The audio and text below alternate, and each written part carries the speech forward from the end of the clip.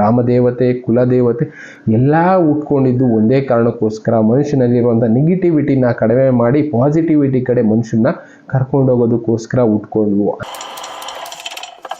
ನಮಸ್ಕಾರ ವೀಕ್ಷಕರೇ, ಅಚ್ಯುತಾನಂದ ದಾಸ್ ಅವರು ಭವಿಷ್ಯ ಮಾಲಿಕದಲ್ಲಿ ಬರ್ತಿರುವಂಥ ಮಾನವ ಸಂಸ್ಕೃತಿನ ಯಾವ ಥರ ಬದಲಾಯಿಸ್ಕೊಳ್ತಾನೆ ಅನ್ನೋದನ್ನ ಎಷ್ಟೋ ಪಾಯಿಂಟ್ನ ನಿಮ್ಮ ಜೊತೆ ಡಿಸ್ಕಸ್ ಮಾಡಿದ್ದೀನಿ. ಇನ್ನೂ ಎಷ್ಟೋ ಪಾಯಿಂಟ್ ಇದೆ. ಬುಕ್ ಇರೋರು ನೀವು ಓದಿ ತಿಳ್ಕೊಂಡಿರ್ತೀರ, ಬುಕ್ ಇಲ್ಲದೆ ಇರೋರಿಗೆ ಈ ವಿಷಯಗಳು ಸಮಾಜದಲ್ಲಿ ಯಾವ ರೀತಿ ಬದಲಾವಣೆಗಳಾಗುತ್ತೆ, ಕಲಿಯುಗದ ಅಂತ್ಯ ಅನ್ನೋದು ಯಾವ ಥರ ಆಗುತ್ತೆ ಅಂತ ಪ್ರಶ್ನೆಗಳು ಕೇಳ್ತಾ ಇದ್ರಲ್ಲ, ಅಂಥವ್ರಿಗೆ ಉತ್ತರ ಕೊಡೋ ಒಂದು ಪ್ರಯತ್ನ ನಾನು ಕೂಡ ಮಾಡ್ತಾ ಇರ್ತೀನಿ.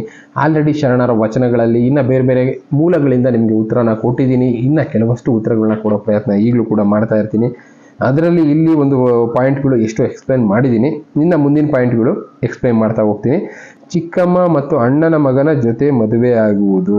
ಚಿಕ್ಕಮ್ಮ ಅಣ್ಣ ಮಗ ಅಂದರೆ ಹೇಳದ್ನಲ್ಲ, ಈ ಕಡೆ ಅತ್ತೆ ಮಗನ ಥರ ಇರೋರು ಇಲ್ಲ, ಚಿಕ್ಕಮ್ಮ ಮತ್ತು ಅಣ್ಣನ ಮಗ ಅಂದರೆ ಮಾವನ ಮಕ್ಕಳು, ಈ ಥರದವರೆಲ್ಲ ಮದುವೆ ಆಗೋರು ಜಾಸ್ತಿ ಆಗ್ತಾರೆ. ವಯಸ್ಸು ಅನ್ನೋದ್ರ ಬಗ್ಗೆ ಅಂತರ ಇರೋದಿಲ್ಲ. 50 ವರ್ಷದವ್ರನ್ನ 15 ವರ್ಷದವ್ರು ಮದುವೆ ಆಗ್ತಾರೆ, 15 ವರ್ಷದವ್ರನ್ನ 50 ವರ್ಷದವ್ರು ಮದುವೆ ಆಗ್ತಾರೆ. ಇಂಥದ್ದೆಲ್ಲ ನಡೆಯುತ್ತೆ. ನಮ್ಮ ಕರ್ನಾಟಕದಲ್ಲಿ ಇಂಥ ಕೇಸಸ್ಗಳು ಎಷ್ಟೋ ನೋಡ್ಬಿಟ್ಟಿದ್ದೀವಿ. ವಯಸ್ಸಾಗಿರೋರನ್ನ ದುಡ್ಡುಗೋಸ್ಕರ ಮದುವೆ ಆಗ್ತಾ ಇರೋ ಮಹಿಳೆ ವಯಸ್ಸಾಗಿರೋ ಪರವಾಗಿಲ್ಲ, ಪುರುಷಂಗೆ ವಯಸ್ಸಾಗಿದ್ರು ಪರವಾಗಿಲ್ಲ, ಮದುವೆ ಆಗಿರೋ ಯಂಗ್ ಏಜ್ ಅವ್ರು ಎಷ್ಟೋ ಜನ ಇದ್ದಾರೆ. ಇಂಥದ್ದೆಲ್ಲ ನಡೆಯುತ್ತೆ ಅಂತಲೇ ಇವರು ತಿಳಿಸಿರೋದು. ಎಲ್ಲ ಜನರು ಪಾಶ್ಚಿಮಾತ್ಯ ಸಭ್ಯತೆಯನ್ನು ಸ್ವೀಕರಿಸುವರು ಮತ್ತು ಅದೇ ರೀತಿಯಲ್ಲಿ ವೇಷಭೂಷಣ ಧಾರಣೆ ಮಾಡುವರು. ಅಂದರೆ ಫಾರಿನ್ ಕಲ್ಚರ್ನ ಎಲ್ಲರೂ ಇಷ್ಟಪಡ್ತಾರೆ, ಅದೇ ರೀತಿ ಬಟ್ಟೆಗಳನ್ನ ಕಲ್ಚರ್ನ ಫಾಲೋ ಮಾಡೋದಕ್ಕೆ ಜಾಸ್ತಿ ಜನ ಶುರು ಮಾಡ್ತಾರೆ ಅಂತ ಹೇಳ್ತಾ ಇದ್ದಾರೆ. ಈಗ ಇನ್ಕ್ಲೂಡಿಂಗ್ ನಾವು ಅದನ್ನೇ ಫಾಲೋ ಮಾಡ್ತಾ ಇರೋದು. ನಮ್ಮ ದೇಶದಲ್ಲಿ ಇದ್ದಂಥ ಕಲ್ಚರ್ಗಳೆಲ್ಲ ಹೋಗಿ ಫಾರಿನಲ್ಲಿರುವಂಥ ಕಲ್ಚರ್ಗಳನ್ನ ಅಡಾಪ್ಟ್ ಮಾಡ್ಕೊಳ್ತಾ ಇದ್ದೀವಿ. ಈಸಿ ಯಾವುದಿದೆ ಅಂಥದ್ದನ್ನು ಅಡಾಪ್ಟ್ ಮಾಡ್ಕೊಳ್ತಿದ್ದೀವಿ. ಅದು ಸಮಾಜಕ್ಕೆ ಒಳ್ಳೇದೋ ಕೆಟ್ಟದೋ, ಬಟ್ ಆದರೆ ಇವರು ಇಂಥ ವಿಷಯಗಳು ನಡೀತವೆ ಅಂತ ಆ ಕಾಲಜ್ಞಾನದಲ್ಲಿ ತಿಳಿಸಿದ್ರು. ಫಾರಿನ್ ಕಲ್ಚರ್ಗೆ ಇಂಡಿಯನ್ಸ್ ಅಡ್ಜಸ್ಟ್ ಆಗ್ತಾರೆ, ಇಂಡಿಯನ್ಸ್ ಅದನ್ನೇ ಮಾರ್ಪಾಟು ಮಾಡ್ಕೊಂಡ್ಬಿಡ್ತಾರೆ ಜೀವನ ಶೈಲಿಗೆ ಅಂತ. ಅಂಥದ್ದನ್ನು ನಾವು ಕೂಡ ಮಾಡ್ಕೊಳ್ತಾ ಇದ್ದೀವಿ ಈಗ ಎಲ್ಲರೂ. ವಿವಾಹಿತ ಮಹಿಳೆಯರು ತಮ್ಮ ಹಣೆಯ ಮೇಲೆ ಕುಂಕುಮ ಮತ್ತು ಕೈಯಲ್ಲಿ ಬಳೆಗಳನ್ನು ತೊಡಲಾರರು. ಇದಂತೂ ಇತ್ತೀಚಿನ ದಿನಗಳಲ್ಲಿ ನೋಡ್ತಾ ಇದ್ದೀವಿ. ಹೇಳಿದ್ನಲ್ಲ, ಕಂಪ್ನಿಗಳಿಗೆ ಹೋಗ್ತಾ ಇರ್ತಾರೆ, ಅಲ್ಲಿ ಕೆಲವಷ್ಟು ಸ್ಟ್ಯಾಂಡರ್ಡ್ಗಳನ್ನ ಫಾಲೋ ಮಾಡಬೇಕಾಗಿರುತ್ತೆ. ಬಳೆ ಹಾಕೋಂಗಿಲ್ಲ, ಹಣೆಗೆ ಸ್ಟಿಕ್ಕರ್ ಇಡೋಂಗಿಲ್ಲ, ಕತ್ನಲ್ಲಿ ಚೈನ್ ಇರೋಂಗಿಲ್ಲ, ಈ ಥರದ್ದೆಲ್ಲ ಸಿಸ್ಟಮ್ಸ್ ಇರೋದ್ರಿಂದ ಇಂಥದ್ದೆಲ್ಲ ಬದಲಾವಣೆಗಳು ಆಗೋಗಿದೆ. ಇದನ್ನ ಅವರು ತಿಳಿಸಿದ್ರು. ಮಹಿಳೆಯರು ಈ ಥರ ಸಿಸ್ಟಮ್ಗಳನ್ನ ಬದಲಾಯಿಸ್ಕೊಳ್ತಾರೆ. ಹಣೆ ಕುಂಕುಮ ಇಡೋದಿಲ್ಲ, ಕೈಯಲ್ಲಿ ಬಳೆಗಳನ್ನ ತೊಡೋದಿಲ್ಲ ಅಂತ. ಕಲಿಯುಗದಲ್ಲಿ ಯಾವುದೇ ಮನುಷ್ಯರು 100% ಆಯುಷ್ಯದ ಭೋಗವನ್ನು ಯಾರು ಅನುಭವಿಸಲಾರರು. ಅವರ ಆಯಸ್ಸು ಏನಿರುತ್ತೆ ಅದನ್ನು ಪೂರ್ತಿಯಾಗಿ ಭೋಗದಿಂದ ಅನುಭವಿಸೋದಕ್ಕಾಗೋದಿಲ್ಲ. ಯೋಗಿ, ಭೋಗಿ, ರೋಗಿ ಅಂತ ಇದೆ. ಯೋಗಿಗಳು ಎಲ್ಲನೂ ಬಿಟ್ಟು ಬದುಕೋರು, ರೋಗಿಗಳು ಎಲ್ಲ ಇದ್ರೂ ಅನುಭವಿಸೋಕ್ಕಾಗದೆ ಬದುಕೋರು, ಭೋಗಿಗಳು ಏನಿರುತ್ತೆ ಅದನ್ನು ಖುಷಿಯಾಗಿ ಜೀವನ ಪರ್ಯಂತ ಅನುಭವಿಸೋರು. ಅಂಥ ಭೋಗನ ಅನುಭವಿಸೋದಕ್ಕೆ ಎಲ್ಲರ ಕೈಲೂ ಆಗೋದಿಲ್ಲ ಕಲಿಯುಗದಲ್ಲಿ ಅಂತಲೇ ತಿಳಿಸಿರೋದು. ಗೀತಾ, ಭಾಗವತ್ ಶಾಸ್ತ್ರ ಮತ್ತು ಪುರಾಣಗಳನ್ನು ಬಿಟ್ಟು ಮಾನವ ಸಮಾಜ ಕಾಮಶಾಸ್ತ್ರದ ಅಧ್ಯಯನ ಮಾಡುವರು. ಅಂದರೆ ಭಗವದ್ಗೀತಾ, ರಾಮಾಯಣ, ಅಗ್ನಿಪುರಾಣ, ಈ ಥರದ್ದು ಎಷ್ಟೋ 18 ಪುರಾಣಗಳು ನಮ್ಮ ಇಂಡಿಯಾದಲ್ಲಿದೆ, ಭಾರತದಲ್ಲಿದೆ 18 ಪುರಾಣಗಳು. ಅಂಥದ್ದನ್ನೆಲ್ಲ ಬಿಟ್ಬಿಟ್ಟಿದ್ದಾರೆ. ಈಗ ಕಾಮಶಾಸ್ತ್ರದ ಅಧ್ಯಯನ ಜಾಸ್ತಿ ಮಾಡ್ತಾರೆ ಅಂತ ಹೇಳ್ತಾರೆ. ಈಗ ಅದೇ ಹೇಳಿಲ್ವಾ, ಒಂದು ಶಾರ್ಟ್ಸ್ ಹಾಕ್ಲಿ, ಒಂದು ವಿಡಿಯೋ ಬರಲಿ, ಒಂದು ಸೆಲೆಬ್ರಿಟಿದು ಏನೋ ಒಂದು ದೇಹದ ಅಂಗ ಅಕಸ್ಮಾತ್ ಕಾಣಿಸ್ಬಿಡ್ಲಿ, ಅದನ್ನ ನೋಡೋರು ಜಾಸ್ತಿ ಆಗ್ತಾರೆ. ಕಾಮಶಾಸ್ತ್ರದಲ್ಲಿ ಇರುವಂಥ ಇಂಟ್ರೆಸ್ಟು ಬೇರೆ ವಿಷಯಗಳಲ್ಲಿ ಇರೋದಿಲ್ಲ ಜನರಿಗೆ ಅನ್ನೋದು ಈ ವಿಷಯಗಳನ್ನ ಈ ಬುಕ್ಕಲ್ಲಿ ತಿಳಿಸಿದ್ದಾರೆ. ಅದನ್ನ ನಾವು ಈಗ ನೋಡ್ತಾ ಇದ್ದೀವಿ ಕಣ್ಮುಂದೆ. ಅಂಥ ವಿಡಿಯೋ ಯಾವುದೇ ಬರಲಿ ಜನರಿಂದ ಲೈಕ್ ಬರುತ್ತೆ. ಅದೇ ಒಳ್ಳೆ ವಿಷಯಗಳನ್ನ ತಿಳಿಸಿದರೆ, ಪುರಾಣಗಳ ಬಗ್ಗೆ ತಿಳ್ಕೊಳ್ಳಿ ಅಂದರೆ ಯಾರು ಇಷ್ಟಪಡೋದಿಲ್ಲ ಅನ್ನೋದೇ ಇದರಲ್ಲಿರುವಂಥ ವಿಷಯಗಳು. ಜನರು ಮಾತಾ ತುಳಸಿಯನ್ನು ಪೂಜೆ ಮಾಡಲಾರರು. ಮೊದಲು ಮನೆ ಮುಂದೆ ತುಳಸಿ ಗಿಡ ಅನ್ನೋದು ಇರ್ತಾ ಇತ್ತು, ಎಲ್ಲರ ಮನೆ ಮುಂದೆ ಇರ್ತಾ ಇತ್ತು. ಈಗ ಎಷ್ಟು ಜನರ ಮನೆ ಮುಂದೆ ತುಳಸಿ ಗಿಡ ಅನ್ನೋದಿರುತ್ತೆ. ಮೊದಲು ತುಳಸಿ ಪೂಜೆ ಮಾಡಿ ಅದರಲ್ಲಿ ಒಂದು ಎಲೆನ ಕಿವಿಗಿಟ್ಕೊಳ್ಳೋರು, ಇಲ್ಲ ತಿನ್ನೋರು, ಅದರಿಂದ ಆರೋಗ್ಯನೂ ಚೆನ್ನಾಗಿರ್ತಾ ಇತ್ತು. ಅಂಥದ್ದನ್ನೆಲ್ಲ ನಿಲ್ಲಿಸ್ಬಿಟ್ಟಿದ್ದಾರೆ ಜನ. ಇದೆಲ್ಲ ಕೂಡ ಕಲಿಯುಗದ ಅಂತ್ಯಕ್ಕೆ ಕಾರಣ, ಅರ್ಥ ಮಾಡ್ಕೊಳ್ಳಿ ಅಂತಾನೆ ಇವರು ತಿಳಿಸ್ತಾ ಇರೋದು. ಜನರು ಗ್ರಾಮದೇವಿ, ಕುಲದೇವಿಯ ಪೂಜೆ ಮಾಡುವುದನ್ನು ನಿಲ್ಲಿಸಿ ಬಿಡುವರು. ಈಗ ಎಷ್ಟೋ ಕಡೆ ಗ್ರಾಮ ದೇವತೆಗಳನ್ನ ಪೂಜೆ ಮಾಡ್ತಾ ಇದ್ರು, ಇನ್ನು ಕುಲ ದೇವತೆಗಳನ್ನ ಅಂತ ಫಾಲೋ ಮಾಡ್ತಾ ಇದ್ರು. ಯಾಕೆ ಈ ದೇವತೆಗಳನ್ನ ಉಟ್ಕೊಂಡ್ರು ಅಂದರೆ, ಒಳ್ಳೆ ವಿಷಯಗಳನ್ನ ಜನರಿಗೆ ತಿಳಿಸೋದಕ್ಕೋಸ್ಕರನೇ ಇನ್ನು ಕೆಟ್ಟದ್ರಿಂದ ಅಂದರೆ ನೆಗೆಟಿವಿಟಿಯಿಂದ ಪಾಸಿಟಿವಿಟಿ ಕಡೆ ಕರ್ಕೊಂಬರೋದಕ್ಕೋಸ್ಕರನೇ ಈ ದೇವತೆಗಳು ದೇವಸ್ಥಾನಗಳು ಹುಟ್ಕೊಂಡ್ವು. ಈಗ ಮಾಮೂಲಿಯಾಗಿ ಮನುಷ್ಯ ಯಾವ ರೀತಿ ಬದುಕ್ತಾ ಇದ್ದಾನೆ, ಮೊನ್ನೆ ಯಾರ ಹತ್ರ ಮಾತಾಡ್ತಾ ಇರುವಾಗ ಅವರು ಅದೇ ಹೇಳಿದ್ರು, ದೇಹವೇ ದೇಗುಲ ಅಂತ ಹೇಳ್ತಾರಲ್ಲ, ಯಾಕೆ ದೇವಸ್ಥಾನಗಳಿಗೆ ಹೋಗ್ಬೇಕು ಅಂತ ಒಂದು ಪ್ರಶ್ನೆ ಕೇಳಿದ್ದಕ್ಕೆ ಅವ್ರು ಉತ್ತರ ಕೊಟ್ಟಿದ್ದೇನೆಂದರೆ, ದೇಹವೇ ದೇಗುಲ ಅಂತ ಹೇಳ್ತಾ ಇದ್ರು, ಅದು ನಿಜವಾದ ಮಾತು. ಈಗಲೂ ಕೂಡ ದೇಹವೇ ದೇಗುಲ ಅಂತ ಹೇಳ್ಬೋದು ಯಾವಾಗ ನಾವು ನಮ್ಮ ದೇಹನ ಆ ರೀತಿ ಪರಿಶುದ್ಧವಾಗಿ ಇಟ್ಕೊಂಡಾಗ.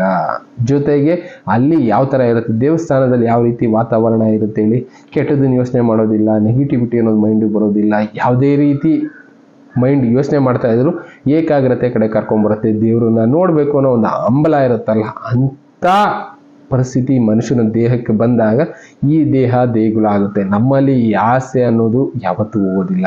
ಈ ಕಾಮ, ಕ್ರೋಧ, ಮದ, ಮಾತ್ಸರ್ಯ ಈ ಥರದ್ದು ಏನಿದೆ ಹರಿಷಡ್ವರ್ಗ ಅಂತ ಹೇಳ್ತಾರೆ, ಇಂಥದ್ದು ಮನುಷ್ಯನ ಬಿಟ್ಟು ದೂರ ಹೋಗೋದಿಲ್ಲ.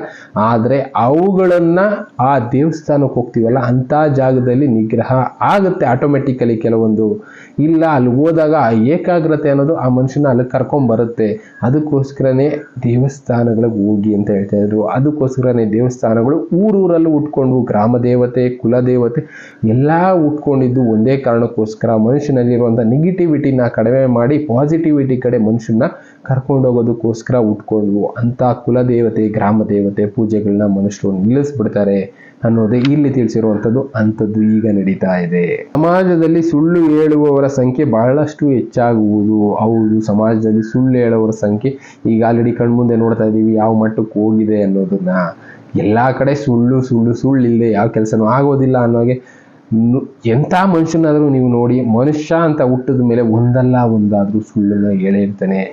ಆಗಿನ ಕಾಲದಲ್ಲಿ ದ್ವಾಪರ ಯುಗ ಆಗ್ಬೋದು, ತ್ರೇತಾಯುಗ ಆಗ್ಬೋದು, ಆಗಿನ ಕಾಲದಲ್ಲಿ ದೇವತೆಗಳು ಕೂಡ ಸುಳ್ಳು ಹೇಳಿದ್ರು ಅನ್ನೋದಕ್ಕೆ ಪುರಾಣಗಳ ಸಾಕ್ಷಿ ಇದೆ. ಕೆಲವೊಂದು ಸುಳ್ಳುಗಳು ಅಕಸ್ಮಾತ್ ಆಗಿ ಒಳ್ಳೆಯದಕ್ಕೋ ಇಲ್ಲ ಕೆಟ್ಟದಕ್ಕೋ ಹೇಳಿರ್ತಾರೆ. ಆದರೆ ಇತ್ತೀಚಿನ ದಿನಗಳಲ್ಲಂತೂ ಸುಳ್ಳು ಜೀವನ ಆಗೋಗ್ಬಿಟ್ಟಿದೆ, ಸುಳ್ಳೇ ಜೀವನ ಆಗಿ ನಡೀತಾ ಇದೆ. ಪಾಪಿಗಳಿಗೆ, ಭ್ರಷ್ಟಾಚಾರಿಗಳಿಗೆ, ಅಜ್ಞಾನಿಗಳಿಗೆ ಸಮಾಜದಲ್ಲಿ ದೊಡ್ಡ ಸನ್ಮಾನ ಸಿಗುತ್ತೆ. ಈಗ ಕಣ್ಮುಂದೆ ಇದನ್ನೇ ನಾವು ನೋಡ್ತಾ ಇರೋದು. ಪಾಪಿಗಳು, ತಪ್ಪು ಮಾಡಿದವರು, ಭ್ರಷ್ಟಾಚಾರ ಮಾಡಿದವರು, ಅಜ್ಞಾನಿಗಳು, ಅಂಥವ್ರಿಗೆ ಮರ್ಯಾದೆ ಕೊಡೋದೇ ಜಾಸ್ತಿ ಆಗೋಗಿದೆ. ಅವ್ರ ಹತ್ರ ದುಡ್ಡಿದೆ ಯಾರೋ ಒಂದು ಕಾರಣಕ್ಕೆ ಅಂದ್ಬಿಟ್ಟು ಅವರು ಮರ್ಯಾದೆ ಕೊಡೋರು ಜಾಸ್ತಿ ಆಗ್ತಾ ಇದ್ದಾರೆ. ಜ್ಞಾನಿಗಳಿಗೆ ಮರ್ಯಾದೆ ಕೊಡೋರು ಕಡಿಮೆ ಆಗ್ತಾ ಇದೆ. ಜ್ಞಾನ ಯಾರಿಗೂ ಬೇಕಾಗಿಲ್ಲ. ಸಡನ್ನಾಗಿ ಏನೋ ಒಂದು ಬದಲಾವಣೆ ಮಾಡ್ತಾರೆ ಅಂದರೆ ಅಂಥ ವ್ಯಕ್ತಿ ಹಿಂದೆ ಹೊರಟೋಗೋ ಜನನೇ ಜಾಸ್ತಿ ಆಗ್ಬಿಟ್ಟಿದ್ದಾರೆ. ಫ್ಯಾನ್ ಫಾಲೋವರ್ಸ್ ಅಂತ ಕರಿಬೋದು ನಾರ್ಮಲ್. ಈಗ ಹೇಳೋದಾದರೆ ಅಂಥ ಫ್ಯಾನ್ಸು ಪೊಲಿಟಿಷಿಯನ್ಸ್ಗೂ ಇದ್ದಾರೆ, ಈ ಕಡೆ ಸೆಲೆಬ್ರಿಟೀಸ್ಗಳಿಗೂ ಇದ್ದಾರೆ, ಎಲ್ಲ ಕಡೆ ಇದ್ದಾರೆ. ಸೆಲೆಬ್ರಿಟಿ ಯಾರನ್ನ ಕೈ ತೋರಿಸ್ತಾರೆ ಅವ್ರಿಗೆ ವೋಟ್ ಹಾಕ್ತಾರೆ, ಅಂಥ ಜನ ಕೂಡ ಇದ್ದಾರೆ. ಸೆಲೆಬ್ರಿಟಿ ಎಲೆಕ್ಷನ್ಗೆ ನಿಂತ್ಕೊಂಡ್ರು ಗೆಲ್ಸೋ ಜನ ಇದ್ದಾರೆ. ಇನ್ನು ಮೊನ್ನೆ ಕೂಡ ಯಾವುದೋ ಒಂದು ವಿಡಿಯೋದಲ್ಲಿ ಒಬ್ರು ಲೇಡಿ ಹೇಳ್ತಾ ಇದ್ರು, ಈ ಪಕ್ಷದಿಂದ ಒಂದು ನಾಯಿ ನಿಲ್ಲಿಸಿದ್ರು, ಆ ನಾಯಿಗೆ ನಾವು ವೋಟ್ ಹಾಕ್ತೀವಿ ಅಂತ. ಅಂಥ ಬದಲಾವಣೆಗಳು ಆಗುತ್ತೆ ಅನ್ನೋದನ್ನ ತಿಳಿಸಿದ್ದಾರೆ. ಕೆಟ್ಟವ್ರಿಗೆ ಕಾಲ ಅನ್ನೋದು ಜಾಸ್ತಿ ಆಗುತ್ತೆ, ಕೆಟ್ಟವರ ಕಾಲ ನಡೀತಾ ಹೋಗುತ್ತೆ. ಅವರು ಉಪ್ಪರಿಗೆ ಮೇಲಿರ್ತಾರೆ, ಜ್ಞಾನಿಗಳು, ಬುದ್ಧಿವಂತರು ಅವರೆಲ್ಲ ಕೆಳಗಡೆ ಇರ್ತಾರೆ. ಅಂಥದ್ದನ್ನ ಇದರಲ್ಲಿ ತಿಳಿಸಿದ್ದಾರೆ. ಇದೆಲ್ಲ ಕಡೆಯ ಆಟದ ಕಾಲ ಯಾವ ಥರ ಇರುತ್ತೆ ಅನ್ನೋದನ್ನ ಅರ್ಥ ಮಾಡ್ಕೊಳ್ಳಿ. ಕೆಟ್ಟದಕ್ಕೆ ವ್ಯಾಲ್ಯೂ ಜಾಸ್ತಿ ಆಗ್ತಾ ಹೋಗುತ್ತೆ. ಪಾಪಿ ಸಮುದ್ರಕ್ಕೆ ಇಳಿದ್ರು ಮೊಣಕಾಲುದ್ದ ನೀರು ಅಂತ ಗಾದೆಗಳನ್ನ ನಾವು ಕೇಳಿದ್ವಲ್ಲ, ಅದೇ ರೀತಿ ಕೆಟ್ಟವರಿಗೆ ಕಾಲ ಅನ್ನೋದು ಕಲಿಯುಗದ ಕೊನೆಯಲ್ಲಿ ಆಗುವಂಥದ್ದು. ಇನ್ನು ವಿವಾಹಗಳಲ್ಲಿ ಯಾವುದೇ ಮೇಲು ಕೀಳು, ಜಾತಿ, ಧರ್ಮ ಮತ್ತು ವರ್ಣ ಇರಲಾರದು. ಈಗ ಮದುವೆಗಳಲ್ಲಿ ಯಾವುದೇ ರೀತಿ ಜಾತಿ, ಧರ್ಮ, ವರ್ಣ ಇದನ್ನೆಲ್ಲ ನೋಡೋದಿಲ್ಲ. ಎಲ್ಲರೂ ಒಟ್ಟಿಗೆ ಸೇರ್ತಾರೆ, ಒಟ್ಟಿಗೆ ಸೆಲೆಬ್ರೇಟ್ ಮಾಡ್ತಾರೆ. ಮೊದಲು ಏನು ಮಾಡ್ತಾ ಇದ್ರು, ಒಂದು ಪಂಗಡಕ್ಕೆ ವಿಶೇಷವಾಗಿ ಅವ್ರು ಮಾತ್ರ ಮದುವೆಗಳನ್ನ ಮಾಡ್ಕೊಳ್ತಾ ಇದ್ರು. ಈಗ ಫ್ರೆಂಡ್ ಸರ್ಕಲ್ ಅದು ಇದು ನಾರ್ಮಲ್, ಇದೆಲ್ಲ ಏನು ಮಾಡೋದಕ್ಕಾಗೋದಿಲ್ಲ. ಒಬ್ರಿಗೊಬ್ರು ಆಗಲೇಬೇಕು ಅನ್ನೋ ಪರಿಸ್ಥಿತಿಗಳು ಬಂದ್ಬಿಟ್ಟಿದೆ. ಅದಕ್ಕೋಸ್ಕರ ಜಾತಿ, ಧರ್ಮ ಇದನ್ನೆಲ್ಲ ಮದುವೆಗಳಲ್ಲಿ ನೋಡೋದಕ್ಕೆ ಹೋಗೋದಿಲ್ಲ. ಎಲ್ಲರೂ ಬರ್ತಾರೆ, ಆಡಂಬರದಲ್ಲಿ ಇರ್ತಾರೆ, ಚೆನ್ನಾಗಿ ಎಂಜಾಯ್ ಮಾಡ್ತಾರೆ, ಹೋಗ್ತಾರೆ. ಇದು ಕಾಮನ್ ಆಗಿದೆ. ಇಂಥ ಬದಲಾವಣೆಗಳು ಕೂಡ ಆಗತ್ತೆ ಅನ್ನೋದನ್ನ ತಿಳಿಸಿದ್ರು. ಎಂತಕ್ಕೆ ಅಂದರೆ ಮೊದಲು ಆಗಿನ ಕಾಲದಲ್ಲಿ ಆಚಾರ್ಯರ ಮದುವೆ ಅಂದರೆ ಅಂಥವ್ರನ್ನ ಮಾತ್ರ ಅಲೋ ಮಾಡ್ತಾ ಇದ್ರು. ಇನ್ನು ಉಳಿದವರೆಲ್ಲ ಅದೇನೋ ಸ್ಟೇಜಿಂದ ಆಚೆ ಆ ಥರ ಇಡ್ತಾ ಇದ್ರು, ಕೇಳಿದ್ದೀವಿ, ಬಟ್ ಅದು ಯಾರೂ ನೋಡಿಲ್ಲ. ಅಂಥದ್ದೆಲ್ಲ ಬದಲಾವಣೆ ಆಗ್ತಾ ಹೋಗುತ್ತೆ ಅನ್ನೋದನ್ನ ಇವರು ತಿಳಿಸಿದ್ದಾರೆ. ಕಡಿಮೆ ವಯಸ್ಸಿನ ಪುರುಷ ಹೆಚ್ಚು ವಯಸ್ಸಿನ ಸ್ತ್ರೀಯ ಜೊತೆ ವಿವಾಹ ಆಗುವನು. ಇದು ಈಗ ಆಲ್ರೆಡಿ ನೋಡ್ಬಿಟ್ಟಿದ್ದೀವಿ, ಸೆಲೆಬ್ರಿಟಿಗಳೇ ನೋಡಿರ್ಬೋದು. ಎಲ್ಲ ದೊಡ್ಡ ದೊಡ್ಡ ಸೆಲೆಬ್ರಿಟಿಗಳು, ಹೀರೋಯಿನ್ಗಳು ವಯಸ್ಸಾಗ್ಬಿಟ್ಟಿರುತ್ತೆ. ಅಂಥವ್ರನ್ನ ಚಿಕ್ಕ ಚಿಕ್ಕ ಹುಡುಗರು, ದುಡ್ಡಿರೋರು, ಅವ್ರ ಹತ್ರ ದುಡ್ಡಿದೆ ಅಂತ ಹೀರೋಯಿನ್ಗಳು ಮದುವೆ ಆಗಿರ್ತಾರೆ. ಇವರು ಹೀರೋಯಿನ್ನ ಮದುವೆ ಆಗ್ತಾ ಇದ್ದೀನಿ ಅಂತ ಒಂದು ಇದರಲ್ಲಿ ಶೋಕಿನಲ್ಲಿ ಮದುವೆ ಆಗಿರ್ತಾರೆ. ಇಂಥದ್ದೆಲ್ಲ ಈ ಕಣ್ಮುಂದೆ ನೋಡಿರುವಂಥ ವಿಷಯಗಳು ಇದೆಲ್ಲ ನಡೆಯುತ್ತೆ ಕಲಿಯುಗದ ಅಂತ್ಯದಲ್ಲಿ ಅನ್ನೋದನ್ನ ಅವರು ತಿಳಿಸ್ತಾ ಇರೋದು. ಇದು ಸಾಕ್ಷಿ, ಅರ್ಥ ಮಾಡ್ಕೊಳ್ಳಿ ಬದಲಾವಣೆಗಳಿಗೆ ಅನ್ನೋದನ್ನ ಅವ್ರು 600 ವರ್ಷಗಳ ಮುಂಚೆನೆ ಒಂದು ಜ್ಞಾನ ದೃಷ್ಟಿನಲ್ಲಿ ನೋಡಿದ್ರು. ನಾನು ಹೇಳಿದ್ನಲ್ಲ, ಜ್ಞಾನ ದೃಷ್ಟಿ ಅಂದ್ರೆ ಆಸ್ಟ್ರಲ್ ಟ್ರಾವೆಲ್ ಅಲ್ಲಿ ಕೆಲವಷ್ಟು ವಿಷಯಗಳು ನಮ್ಮ ಕಣ್ಣು ಮುಂದೆ ಬಂದು ಹೋಗುತ್ತೆ, ಈ ತರ ಆಗ್ಬೋದು ಅನ್ನೋದನ್ನ ಅದನ್ನ ಜ್ಞಾನಿಗಳು ಬುಕ್ ಅಲ್ಲಿ ಬರೆದು ರೆಕಾರ್ಡ್ ಮಾಡಿಟ್ಟಿದ್ರು. ಅಂತ ವಿಷಯಗಳೇ ಕಾಲಜ್ಞಾನಗಳಾಗ್ಬೋದು. ಅದನ್ನೇ ಕಾಲಜ್ಞಾನ ಅಂತ ಹೇಳ್ತಾ ಇರೋದು. ಈಗಲೂ ಎಷ್ಟೋ ಜನರು ಮೈಂಡ್ ಅಲ್ಲಿ ಆಸ್ಟ್ರಲ್ ಟ್ರಾವೆಲ್ ಮಾಡಿರ್ತೀರಾ, ಕೆಲವಷ್ಟು ವಿಷಯಗಳನ್ನ ಕಣ್ಣು ಮುಂದೆ ಬಂದು ಹೋಗಿರುತ್ತೆ, ಡ್ರೀಮ್ ಅಲ್ಲಿ ಬಂದು ಹೋಗಿರುತ್ತೆ. ಅದು ವಿಷಯಗಳನ್ನ ನೀವು ಬರೆದಿಟ್ಕೊಂಡಿರ್ಬೋದು, ಬೇಕಾದ್ರೆ ಇಂಥದ್ದು ಬರ್ಬೋದು ಅಂತ. 1,00,000 ಜನರಲ್ಲಿ ಒಬ್ಬರಾದ್ರೂ ಅಂತ ಜ್ಞಾನಿ ಇದ್ದೇ ಇರ್ತಾರೆ. ಕಾಲಜ್ಞಾನದ ಬಗ್ಗೆ ತಿಳುವಳಿಕೆ ಮೂಡಿಸೋರು ಅಂದ್ರೆ 1,00,000ದಲ್ಲಿ ಒಬ್ರಿಗಾದ್ರೂ ಅಂತ ಆಸ್ಟ್ರಲ್ ಟ್ರಾವೆಲ್ ಆಗ್ತಾ ಇರುತ್ತೆ ಫ್ರೀಕ್ವೆಂಟ್ ಆಗಿ. ಮುಂದೆ ಆಗುವಂತ ಅನಾಹುತಗಳನ್ನ ತಪ್ಪಿಸೋದಕ್ಕೆ, ಇಲ್ಲ ಅನಾಹುತಗಳನ್ನ ಬದಲಾವಣೆ ಮಾಡಿಸೋದಕ್ಕೆ ಅವ್ರ ಕೈಯಲ್ಲಿ ಈ ವಿಷಯಗಳು ಅವರ ಕಣ್ಣು ಮುಂದೆ ಈ ಆಸ್ಟ್ರಲ್ ಟ್ರಾವೆಲ್ ಅಲ್ಲಿ ಇಲ್ಲ ಜ್ಞಾನ ದೃಷ್ಟಿನಲ್ಲಿ ಯೋಗ ಮಾಡುವಾಗ ಬಂದು ಹೋಗ್ತಾ ಇರುತ್ತೆ. ಜ್ಞಾನಿ ಸಜ್ಜನರು ಗಾಯತ್ರಿ ಮಂತ್ರವನ್ನು ಬಿಟ್ಟು ಮಾಟ ಮಂತ್ರ ಇತ್ಯಾದಿ ವಿದ್ಯೆಗಳ ಅಭ್ಯಾಸ ಮಾಡುವರು.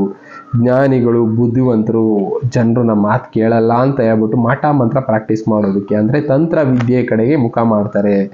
ಮೊದಲು ಮಂತ್ರಗಳನ್ನ ಹೇಳ್ಕೊಡ್ತಾ ಇದ್ರು, ಮಂತ್ರಕ್ಕೆ ಮಾವಿನಕಾಯಿ ಉದುರಿಸ್ತಾ ಇದ್ರು ಅನ್ನೋ ಒಂದು ಮಾತುಗಳನ್ನ ಕೇಳಿದ್ವಿ. ಅಂಥದ್ದೆಲ್ಲ ಹೋಗಿ ಈಗೇನಾಗುತ್ತೆ, ಎಲ್ಲರೂ ಕೂಡ ಮಾಟ ಮಂತ್ರದ ಕಡೆಗೆ ಮುಖ ಮಾಡ್ತಾರೆ. ದುಡ್ಡು ಎಲ್ಲಿ ಬರುತ್ತೆ, ಅವರು ಬದುಕಬೇಕಲ್ಲ, ಅದಕ್ಕೋಸ್ಕರ ಜ್ಞಾನ ಒಂದಿದ್ರೆ ಜೀವನ ನಡೆಯೋದಿಲ್ಲ. ಆಗಿನ ಕಾಲದಿಂದನೂ ಅದು ನಡ್ಕೊಂಡು ಬಂದ್ಬಿಟ್ಟಿದೆ. ಜ್ಞಾನಕ್ಕೆ ಬೆಲೆ ಕಡಿಮೆ, ದುಡ್ಡಿಗೆ ಬೆಲೆ ಜಾಸ್ತಿ. ಅದಕ್ಕೋಸ್ಕರ ಜ್ಞಾನಿಗಳು ಬದುಕೋದಕ್ಕೋಸ್ಕರ ಆ ವಿದ್ಯೆನ ಬಿಟ್ಟು ತಂತ್ರ ವಿದ್ಯೆ, ಮಾಟ ಮಂತ್ರದ ಕಡೆಗೆ ಮುಖ ಮಾಡ್ತಾರೆ ಅಂತ ಹೇಳಿದ್ರು. ಅಂಥದ್ದು ಈಗ ಕಣ್ಣು ಮುಂದೆ ನೋಡ್ತಾ ಇದ್ದೀವಿ. ಎಷ್ಟೋ ಜನ ಇಂಥವ್ರು ಇದ್ದಾರೆ, ಏನು ಮಾಡೋದಕ್ಕೆ ಹೋಗಿಲ್ಲ, ಅವರ ಜ್ಞಾನನ ಬೇರೆ ಕೆಲಸಗಳಿಗೆ ಬಳಸ್ಕೊಳ್ತಾ ಇದ್ದಾರೆ ಅಷ್ಟೇ, ಬದುಕೋದಕ್ಕೋಸ್ಕರ. ರಕ್ಷಣೆ ಮಾಡುವವರೇ ಭಕ್ಷಕರಾಗುವರು. ಇದು ನಿಜವಾದ ಮಾತು. ನಮ್ಮನ್ನ ಕಾಯ್ತಾ ಇರೋರೆ ನಮ್ಮನ್ನ ಕೊಲ್ಲುವಂಥ ಕೆಲಸ ಮಾಡ್ತಾರೆ. ಇದನ್ನ ಎಷ್ಟೋ ಜನ ನೋಡ್ಬಿಟ್ಟಿದ್ದೀವಿ. ಸೆಕ್ಯೂರಿಟಿಗಳು ಎಷ್ಟೋ ಜನ ಕಾಯ್ತಾ ಇರುವಂಥ ಕೆಲಸ ಮಾಡ್ತಾ ಇರೋರು ಅವರ ಓನರ್ಗಳನ್ನೇ ಕೊಂದಿರೋದು ನೋಡಿದ್ವಿಲ್ಲ. ಅಂಥ ಕೇಸ್ಗಳನ್ನ ಇಲ್ಲಿ ಮೆನ್ಷನ್ ಮಾಡ್ತಾ ಇದ್ದಾರೆ. ಕಾಯುವವರೇ ಭಕ್ಷಕರಾಗುವರು. ಇನ್ನ ನಮ್ಮನ್ನು ಕಾಯುವಂಥವ್ರು ಯಾರೇ ಇರ್ಬೋದು, ನೀವೇ ಯೋಚನೆ ಮಾಡಿ. ರಾಜಕೀಯದವ್ರು ಇದ್ದಾರೆ, ಈ ಕಡೆ ಪೊಲೀಸ್ನವ್ರು ಇದ್ದಾರೆ, ಈ ಕಡೆ ಇನ್ನ ಬೇರೆಯವರು ಇದ್ದಾರೆ. ಸೇವೆಗಳು ಮಾಡಬೇಕು ಅಂತ ಇರೋರೆಲ್ಲರೂ ಕೂಡ ಮಾನವರ ರಕ್ಷಣೆಗಿರೋರೆ, ಅವರೇ ಭಕ್ಷಕರಾಗ್ತಾರೆ. ಎಲ್ಲರೂ ಆಗಲ್ಲ, ಕೆಲವೊಬ್ರು ಆಗ್ತಾರೆ. ಈಗ ಆಗಿದ್ದಾರೆ, ಆಲ್ರೆಡಿ ನೋಡ್ಬಿಟ್ಟಿದೀವಿ. ಸಂಸಾರದಲ್ಲಿ ವೇದದ ಮಾರ್ಗವು ಹೆಸರಿಲ್ಲದಂತೆ ಹೋಗುವುದು. ವೇದಗಳ ಬಗ್ಗೆ ಅಧ್ಯಯನ ಅನ್ನೋದು ಹೊರಟೋಗುತ್ತೆ. ಇನ್ಕ್ಲೂಡಿಂಗ್ ನನಗೂ ವೇದಗಳ ಬಗ್ಗೆ ಅಷ್ಟೊಂದು ಗೊತ್ತಿಲ್ಲ, ಸುಮ್ಮನೆ ಗೊತ್ತು ಅಂತ ಹೇಳ್ಕೊಳ್ಳೋದು ದೊಡ್ಡ ವಿಷಯ ಅಲ್ಲ. ಅವುಗಳ ಬಗ್ಗೆ ಯಾರಿಗೂ ಜ್ಞಾನ ಅನ್ನೋದಿಲ್ಲ. ಕಾರಣ ನಾವು ಬೆಳೆದಿರುವಂಥ ಪರಿಸರ ಅಂಥದ್ದು. ನಮಗೆ ಅವುಗಳ ಬಗ್ಗೆ ಯಾರಿಗೂ ಅರಿವು ಅನ್ನೋದು ಇಲ್ಲ. ಯಾಕೆಂದ್ರೆ ನಮ್ಮ ಹಿರಿಯರ ಕಾಲದಿಂದಲೂ ಅವ್ರಿಗೆ ಆ ವಿಷಯಗಳನ್ನ ಹೇಳ್ಕೊಟ್ಟಿಲ್ಲ, ಅದಕ್ಕೋಸ್ಕರ ಅವುಗಳ ಬಗ್ಗೆ ಜ್ಞಾನ ಇಲ್ಲ. ಇವಾಗ ಅಂಥ ವಿಷಯಗಳನ್ನ ತಿಳ್ಕೊಳ್ಳೋ ಕೆಲಸ ಮಾಡೋಣ, ಯಾಕೆ ಮಾಡಬಾರ್ದು? ಪ್ರಯತ್ನ ಮಾಡಿದ್ರೆ ಏನು ಬೇಕಾದ್ರೂ ಮಾಡ್ಬೋದು ಅನ್ನೋದಕ್ಕೋಸ್ಕರನೇ ನಾನು ಈ ವಿಷಯಗಳನ್ನ ತಿಳ್ಕೊಳ್ಳೋ ಕೆಲಸ ಮಾಡ್ತಾ ಇದ್ದೀನಿ, ನಿಮಗೂ ತಿಳಿಸುವಂಥ ಕೆಲಸ ಮಾಡ್ತಾ ಇದ್ದೀನಿ.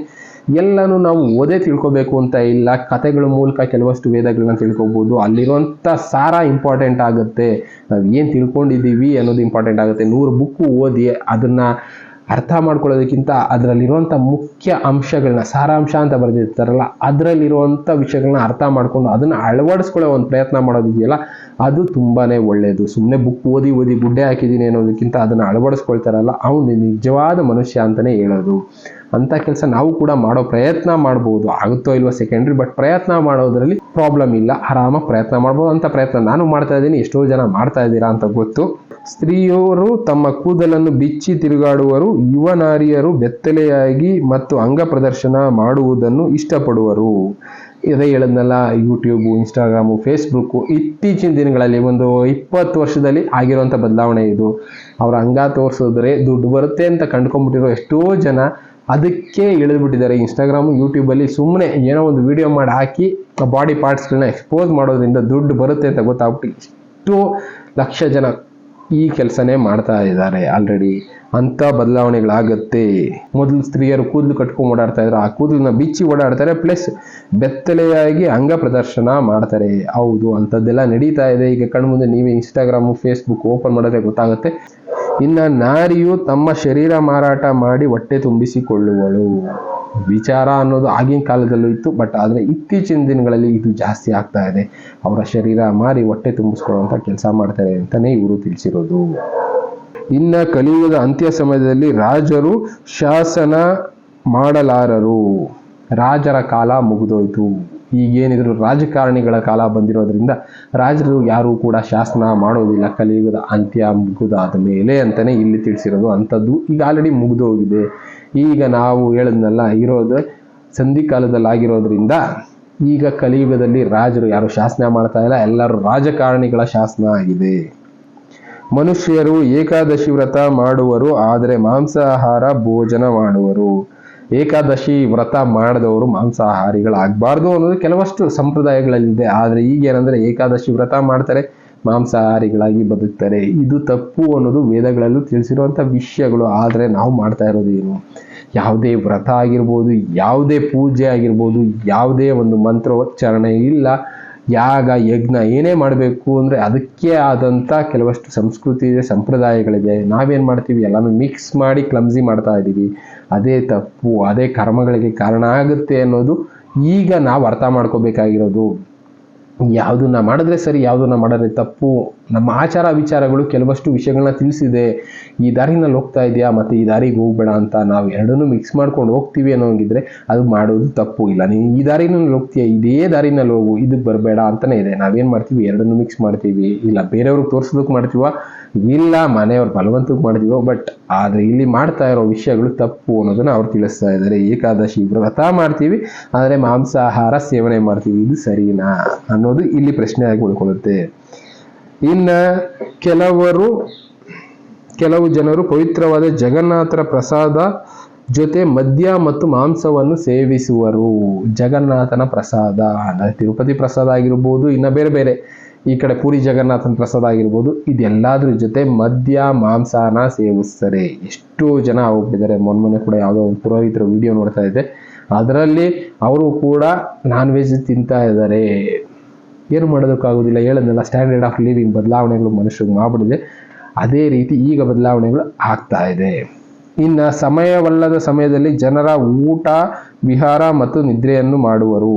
ಇದಂತೂ ಎಲ್ಲರ ಲೈಫಲ್ಲೂ ಆಗ್ತಾ ಇರೋದೇ. ಸಮಯವಲ್ಲದ ಸಮಯದಲ್ಲಿ ಬೆಳಗ್ಗೆ 6ರಿಂದ ಸಂಜೆ 6 ಈ ಟೈಮಲ್ಲಿ ಊಟ ಮಾಡಬೇಕು, ಕೆಲಸಗಳು ಮಾಡಬೇಕು ಅಂತ ಇದೆ.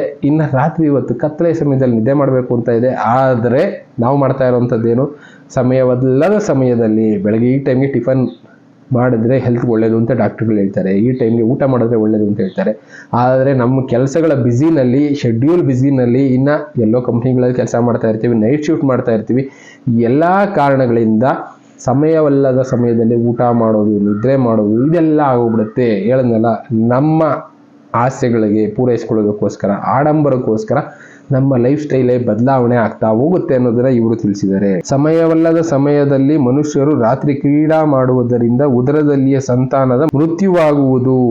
ಅಂದ್ರೆ ಯಾವ ಸಮಯದಲ್ಲಿ ಸೇರ್ಬೇಕು ಅಂದ್ರೆ, ಹುಡುಗ ಹುಡುಗಿ ಮದುವೆ ಆದವ್ರ ಬಗ್ಗೆ ಇಲ್ಲಿ ಮಾತಾಡ್ತಾ ಇದ್ದಾರೆ. ಗಂಡ ಹೆಂಡತಿ ಯಾವ ಸಮಯದಲ್ಲಿ ಸೇರಿದ್ರೆ ಒಳ್ಳೆ ಮಗು ಹುಟ್ಟುತ್ತೆ ಅಂತ ಕೆಲವಷ್ಟು ಆಗಿನ ಕಾಲದಲ್ಲಿ ಬರೀತಾ ಇದ್ವಿ, ಶಕುನಗಳು ಬರೀತಾ ಇದ್ರು. ರಾತ್ರಿ ಹೊತ್ತು ನಾವು ಈ ರತಿ ಕ್ರೀಡೆ ಅಂದ್ರೆ ಕಾಮಶಾಸ್ತ್ರ ಅಂತ ಮಾಮೂಲಿಯಾಗಿ ಸೆಕ್ಸ್ ಮಾಡಾದ್ಮೇಲೆ ಯಾವ ತರ ಮಲಗಬೇಕು, ಎಷ್ಟು ಗಂಟೆ ರೆಸ್ಟ್ ಮಾಡಬೇಕು ಅನ್ನೋ ಕೆಲವೊಂದು ಪಾಲಿಸಿಗಳನ್ನ ಆಗಿನ ಕಾಲದಲ್ಲಿ ಫಾಲೋ ಮಾಡ್ಕೊಂಡು ಬಂದಿದ್ರು. ಆದರೆ ಈಗ ಆ ಥರ ಏನಿಲ್ಲ, ಬೆಳಗ್ಗೆ ರಾತ್ರಿ ಏನು ನೋಡೋದಿಲ್ಲ. ಇದೆಲ್ಲದರಿಂದ ಕೂಡ ಮನುಷ್ಯನ ದೇಹದಲ್ಲಿ ಈ ಅಂಡಾಣುಗಳ ಉತ್ಪತ್ತಿ ಅನ್ನೋದು ಕಡಿಮೆ ಆಗುತ್ತೆ, ಮಕ್ಕಳು ಅನ್ನೋದು ಆಗೋದಿಲ್ಲ ಅಂತಾನೆ ಇವರು ತಿಳಿಸ್ತಾ ಇರೋದು. ಮುಕ್ತವಾಗಿ ಕುಮಾರ ಕುಮಾರಿಯರು ಗರ್ಭನಷ್ಟ ಮಾಡಿಸಿಕೊಳ್ಳುವರು. ಇದ್ರ ಅರ್ಥ, ಎಷ್ಟೋ ಜನ ಹೆಣ್ಮಕ್ಳು ನಮಗೆ ಮಕ್ಕಳು ಬೇಡ ಅಂತ ಹೋಗಿ ಅಬಾರ್ಷನ್ ಮಾಡಿಸ್ಕೊಳ್ತಾರಲ್ಲ, ಅದ್ರ ಬಗ್ಗೆ ಪಾಯಿಂಟ್ಗಳನ್ನ ಇಲ್ಲಿ ಮೆನ್ಷನ್ ಮಾಡಿದ್ದಾರೆ. ಪುರುಷರು ಅನ್ಯ ಸ್ತ್ರೀಯರ ಅಪಹರಣ ಮಾಡುವರು, ಅವರ ಜೊತೆ ಅನ್ಯಾಯ ಮಾಡುವರು. ಇದು ಕೂಡ ನಡೀತಾ ಇರೋದೆ. ಕಿಡ್ನ್ಯಾಪ್ಗಳು ಜಾಸ್ತಿ ಮಾಡ್ತಾರೆ, ಅವುಗಳನ್ನ ಕೆಟ್ಟದಾಗಿ ಬಳಸ್ಕೊಳ್ತಾರೆ. ಈಗ ಎಷ್ಟೋ ಕಡೆ ವಿಡಿಯೋಗಳೆಲ್ಲ ಮಾಡಿ ಆ ವಿಡಿಯೋಗಳಿಂದ ದುಡ್ಡು ಮಾಡೋದಕ್ಕೆ ಎಷ್ಟೋ ಕಡೆ ಇನ್ನು ಕಿಡ್ನ್ಯಾಪ್ ಮಾಡಿ ಬೇರೆ ಬೇರೆ ದೇಶಗಳಿಗೆ ಮಾರೋದಕ್ಕೂ ಬಳಸ್ಕೊಳ್ತಾ ಇದ್ದಾರೆ ಸ್ತ್ರೀಯರನ್ನ. ಇಂಥದ್ದೆಲ್ಲ ಪುರುಷರು ಮಾಡ್ತಾ ಹೋಗ್ತಾರೆ ಅನ್ನೋದನ್ನೇ ಇದರಲ್ಲಿ ತಿಳಿಸಿದ್ದಾರೆ. ಸಂಸಾರದ ಎಲ್ಲ ಪರಿವಾರಗಳಲ್ಲಿ ಅಶಾಂತಿಯ ವಾತಾವರಣ ಕಂಡುಬರುವುದು. ಇನ್ನು ಸಂಸಾರಗಳಲ್ಲಿ ಅಶಾಂತಿ, ನೆಮ್ಮದಿ ಅನ್ನೋದು ಇರೋದಿಲ್ಲ. ಸಂಸಾರಗಳಲ್ಲಿ ಎಲ್ಲರ ಮಧ್ಯೆ ಮುನಿಸುಗಳು ಅನ್ನೋದಿರುತ್ತೆ, ಮುಖಗಳು ಕೊಟ್ಟು ಮಾತಾಡೋದಕ್ಕಾಗೋದಿಲ್ಲ. ಅಂಥ ಪರಿಸ್ಥಿತಿಗಳು ಎಲ್ಲರ ಮಧ್ಯೆ ಇರುತ್ತೆ. ಗಂಡ ಹೆಂಡತಿ ಮಧ್ಯ, ಇನ್ನು ಅತ್ತೆ ಸೊಸೆ ಮಕ್ಕಳು ಎಲ್ಲರ ಮಧ್ಯೆ ಇಂಥದ್ದೆಲ್ಲ ಇರುತ್ತೆ. ಅಶಾಂತಿ ಅನ್ನೋದಿರುತ್ತೆ, ಶಾಂತಿಯ ವಾತಾವರಣ ಇರೋದಿಲ್ಲ. ಒಬ್ರನ್ನ ಕಂಡ್ರೆ ಒಬ್ರಿಗಾಗೋದಿಲ್ಲ. ಸಣ್ಣ ಸಣ್ಣ ಸಂದೇಹಗಳು ಮನುಷ್ಯನ ದೂರ ಮಾಡುತ್ತೆ ಅನ್ನೋದು ಇವರು ತಿಳಿಸಿರುವಂಥ ಪಾಯಿಂಟ್ಗಳು. ಇಂಥದ್ದೆಲ್ಲ ಈಗ ಕಣ್ಣು ಮುಂದೆ ನಾವು ನೋಡ್ತಾ ಇದ್ದೀವಿ. ಸಂಸಾರದಲ್ಲಿ ಯಾವ ರೀತಿ ಅಶಾಂತಿಗಳು ಉಟ್ಕೊಳ್ತಾ ಇದೆ, ಅಪನಂಬಿಕೆಗಳು ಹುಟ್ಕೊಳ್ತಾ ಇದೆ ಅನ್ನೋದನ್ನ ಇವರು ಮೆನ್ಷನ್ ಮಾಡಿ ತಿಳಿಸಿದ್ದಾರೆ. ಈ ತರ ಮನುಷ್ಯರು ಅವರ ಸಂಸ್ಕೃತಿನಲ್ಲಿ ಬದಲಾವಣೆಗಳು ಆಗುತ್ತೆ. ಇದು ಕಲಿಯುಗದ ಅಂತ್ಯನ ಸೂಚಿಸುತ್ತೆ. ಇದು ಅಂತ್ಯ ಆಗಿದೆ, ಇನ್ನ ಪರಿವರ್ತನಾ ಯುಗದಲ್ಲಿ ನಾವಿದ್ದೀವಿ ಅನ್ನೋದು ಈಗ ಇವೆಲ್ಲ ಸಾಕ್ಷಿಗಳು ಅಂತಾನೆ ಇವರು ಈ ಬುಕ್ಕಿನ ಮೂಲಕ ಜನರಿಗೆ ಸಂದೇಶಗಳನ್ನ ತಲುಪಿಸೋ ಕೆಲಸ ಮಾಡಿದ್ರು. ಇನ್ನು ಅದರ ನೆಕ್ಸ್ಟ್ ಪ್ರಕೃತಿಯಿಂದ ಪಂಚಭೂತಗಳಿಂದ ಯಾವ ರೀತಿ ಬದಲಾವಣೆಗಳಾಗ್ತಾ ಇದೆ ಅನ್ನೋದನ್ನು ನಾನು ಮುಂದಿನ ದಿನಗಳಲ್ಲಿ ತಿಳಿಸ್ಕೊಡ್ತಾ ಹೋಗ್ತೀನಿ. Thank you. ಮತ್ತೆ ಸಿಗ್ತೀನಿ. Good by.